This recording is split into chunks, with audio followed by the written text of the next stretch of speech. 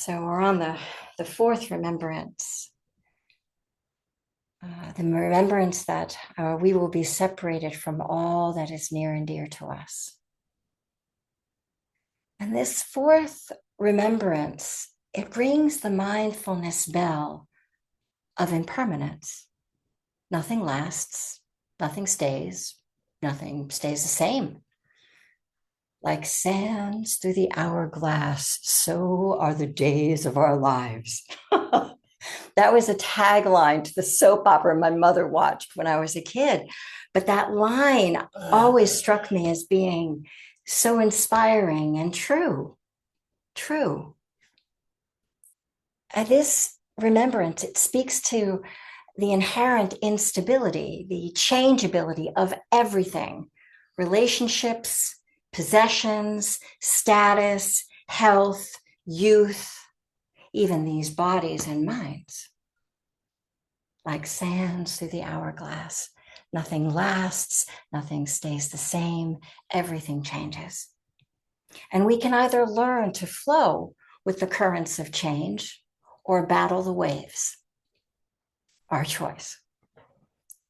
But our human instinct, more often than not, is to not flow, is to hold on to what we love and care for.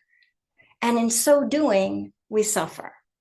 Not because love is wrong, but because we grasp and we cling and we hold on and try to freeze frame our life or the people in our life.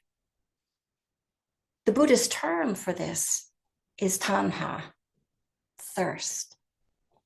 It's a desperate, clinging quality that poisons genuine appreciation, which is appreciation is eclipsed. It's eclipsed by that kind of clinging. Kiss the joy as it flies, William Blake says. And Ajahn Chah says, view everything as if the cup or the glass was already broken. And oh yes, I have cracked many a cup.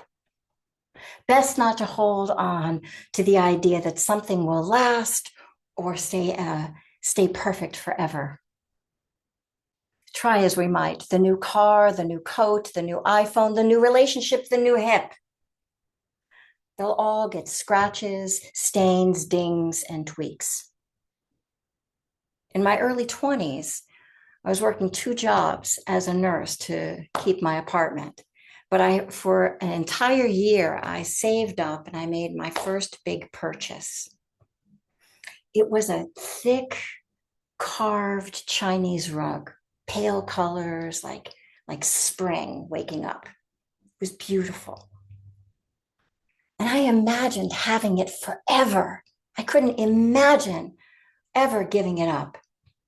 It made me so happy to look at, to walk on.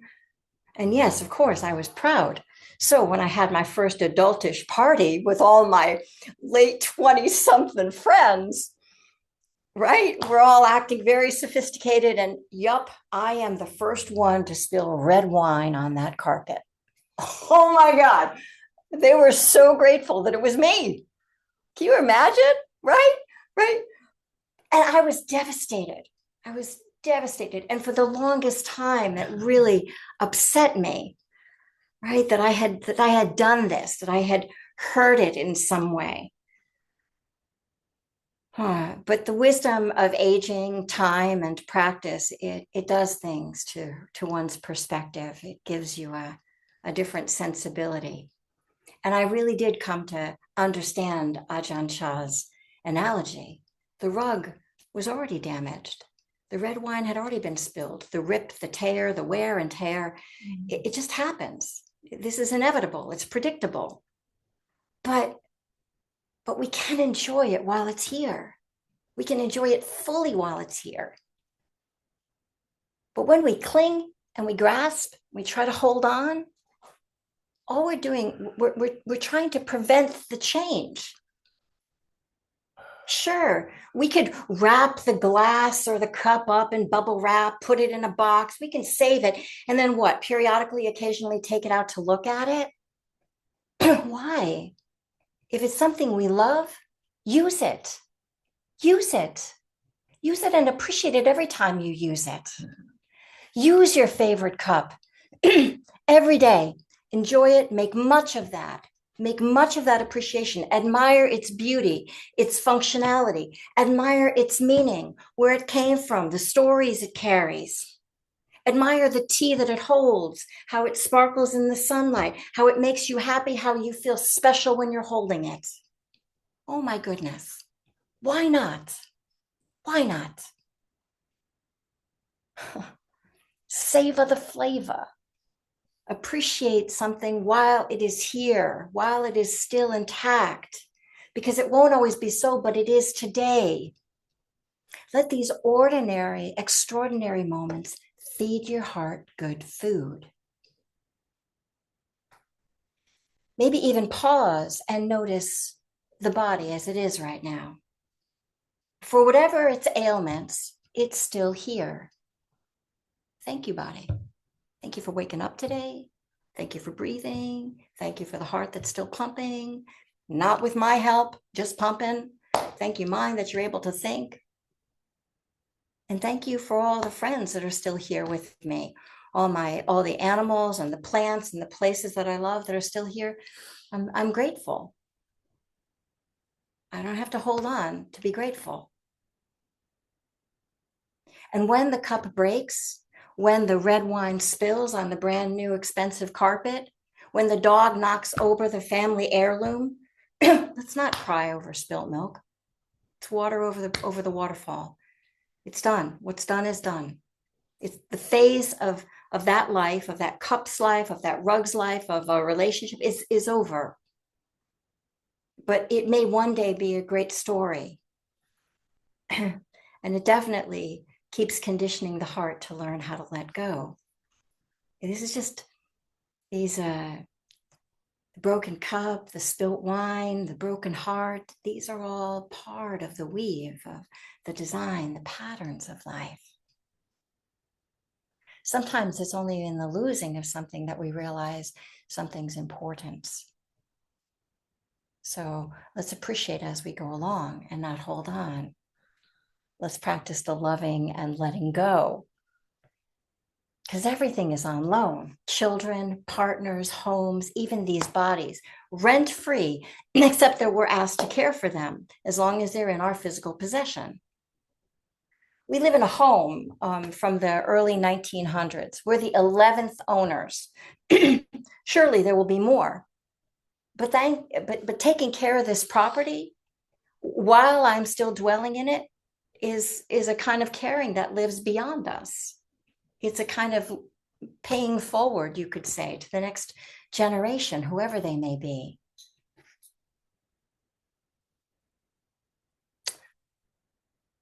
So I'd like to invite you all, if you will, to just right where you are, just close your eyes. I want to invite you into an exercise here. And I'd like you to choose an object or a relationship that you are deeply attached to. Maybe it's your phone, maybe it's your partner, maybe it's your pet. And for 30 seconds, hold that object in your mind and whisper in your ear, one day this will end. I don't know when, but because it will end, I'm going to be here with it fully now.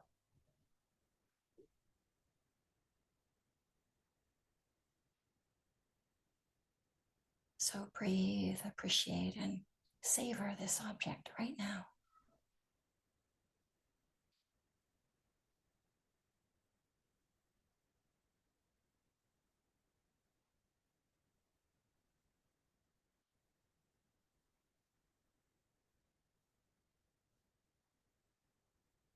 This is a practice.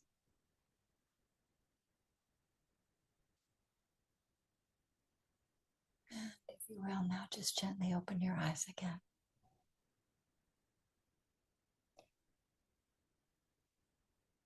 It's a practice learning how to love and let go.